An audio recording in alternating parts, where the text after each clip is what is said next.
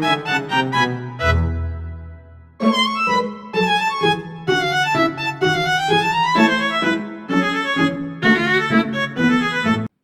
sebuah rumah sederhana, terdapat seorang ibu bernama Ibu Afita.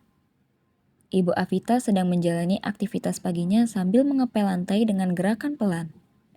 Namun, pikirannya terlihat melayang, memikirkan perannya sebagai ibu baru yang sedang menyiapkan MPASI untuk anak pertamanya.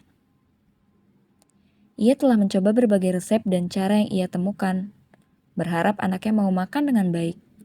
Namun, kenyataannya tidak selalu berjalan sesuai harapan. Kebingungan dan rasa khawatir itu membuat Ibu Afita terdiam sejenak, larut dalam pikirannya.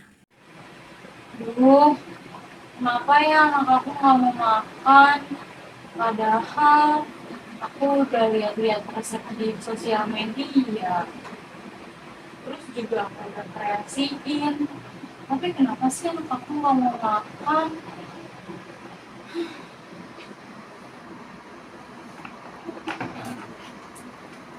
Lalu, keesokan harinya, Ibu Afita bertemu dengan Ibu Fatia. Mereka berbincang-bincang, dan Ibu Afita bertanya terkait MPASI kepada Ibu Fatia.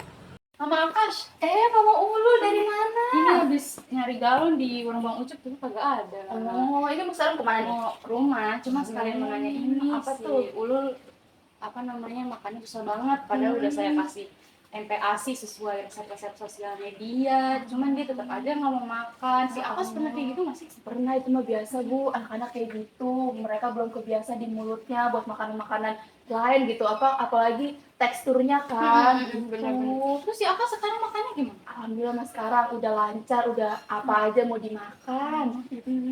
Gimana sih tipsnya caranya?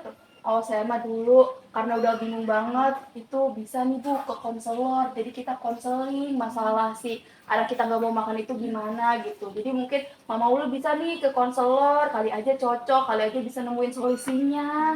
Boleh minta alamatnya nggak? Alamat konselor? Boleh, ntar saya kirimin ya. Iya, Terus kalau misalnya Mama Ulu mau atur janji, dia mah lewat email aja lebih gampang. Iya.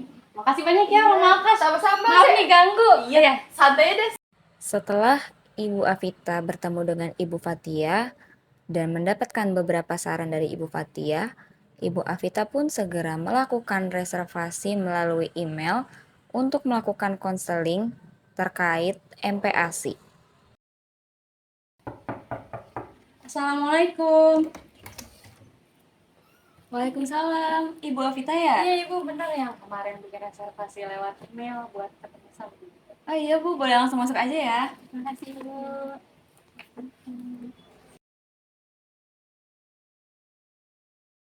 Selamat pagi Ibu, perkenalkan saya Amila Dianisa selaku konselor gizi di sini.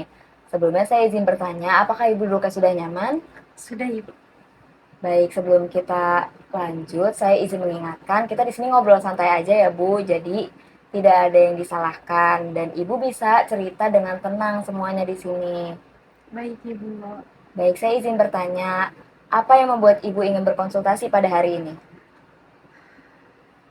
Jadi gini Bu, saya punya anak, umurnya itu udah 7 bulan. Nah, biasa kan 7 bulan kan udah harus dapat MPASI ya Ibu. Cuman anak saya tuh makan MPASI-nya tuh bener-bener sedikit banget Ibu. Yang saya takutin tuh anak saya tuh gizinya jadi kurang gara-gara makan MPASI-nya sedikit.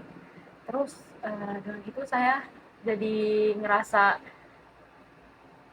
jadi ibu yang gak becus lah, jadi ibu yang gagal gitu sih Bu. Saya paham perasaan Ibu pasti menyalahkan diri Ibu. Tapi ini kan karena memang anak pertama Ibu ya. Jadi ini tuh bukan karena Ibu nggak becus, tapi justru Ibu khawatir dan peduli dengan anak Ibu. Jadi sebenarnya Ibu itu sudah melakukan yang terbaik untuk anak Ibu. Jadi sekarang apakah saya boleh memberikan informasi?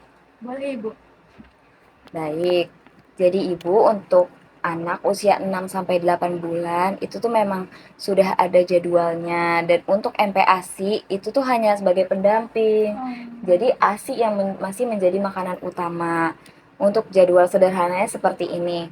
Di jam 6 pagi Ibu bisa memberikan ASI. Kemudian Untuk jam 8, ibu bisa mulai memberikan MPASI di pagi hari, itu dengan tekstur yang lumat. Lalu di jam 10, ibu bisa memberikan ASI lagi atau buah yang sudah dihaluskan. Kemudian di jam 12, ibu bisa memberikan MPASI di siang hari. Kemudian di jam 14, ibu bisa memberikan ASI, dan di jam 16, ibu bisa memberikan ASI lagi atau buah halus. Kemudian di jam 18, ibu bisa memberikan MPASI malam. Dan di malam hari, ibu bisa memberikan ASI lagi sesuai dengan kebutuhan bayi. Misalnya seperti bayi ibu bangun di jam 12 atau jam 2 malam, itu bisa diberikan ASI. Jadi untuk MPASI itu memang biasanya diberikan di jam 8 untuk pagi, di jam 12 untuk siang, dan di jam 18 untuk malam. Seperti itu, Bu. Sekarang saya ingin tahu nih dari Ibu sendiri, dari bahan-bahan yang Ibu miliki di rumah, dan apa yang bisa Ibu lakukan untuk MPASI anak Ibu. Mungkin saya kasih MPASI-nya 1 hari sekali kali ya, Bu. Nah, betul Bu, itu bisa. Selain itu, apakah ada lagi yang bisa Ibu lakukan? Untuk MPASI mungkin akan saya lakukan pengurangan porsi, Ibu. Karena kan kalau misalkan posisinya mau budget juga ya, biar kalau misalkan porsi saya dikitin ya, insya Allah anak saya makannya habis gitu. Mungkin dari situ bisa saya ubah sih, Bu. Nah, itu betul banget, itu juga bisa. Saya izin bertanya juga nih Bu, kira-kira bahan masakan apa sih yang biasanya Ibu buat MPASI? Biasanya sih saya buatnya bayam, terus ada nasi juga, sama ada ikan tongkol juga sih, Bu. Nah, betul banget, itu juga emang udah cukup ya Bu untuk anak Ibu. Jadi sebenarnya apa yang udah Ibu lakukan selama ini tuh juga sudah baik. Tuh. Dan saya izin simpulkan dari beberapa tadi yang Ibu jawab, sebenarnya untuk MPASI sendiri betul banget bisa dikurangi porsinya karena disesuaikan dengan anak Ibu gitu. Jadi memang bisa saja anak Ibu tuh selama ini tidak habis MPASI-nya karena itu bukan porsinya, Bu. Jadi ibu tuh bukan ibu yang gagal. Kita itu bisa mulai dari awal lagi dan mengetahui nih karakteristik anak ibu bagaimana agar bisa menjalankan MPASI dengan baik. Baik, terima kasih banyak ya Ibu atas masukannya dan sudah mau mendengarkan saya. Saya jadi ngerasa nggak sendiri lagi sekarang. Ya Ibu, saya juga terima kasih karena Ibu sudah ingin berkonsultasi pada hari ini. Dan saya izin mengundang Ibu kembali ke sini untuk minggu depan karena memang konselor MPASI ini kan memang berjalan terus ya. Jadi untuk minggu depan saya ingin tahu bagaimana update dari anak Ibu seperti apakah itu sesuai metode yang tadi sudah kita rencanakan gitu. Apakah memang porsinya dikurangi atau bahan masakannya nanti yang bisa diubah seperti itu. Baik, mungkin minggu depan saya akan datang ke sini lagi. Ya, terima kasih ya Ibu. Terima kasih banyak Ibu.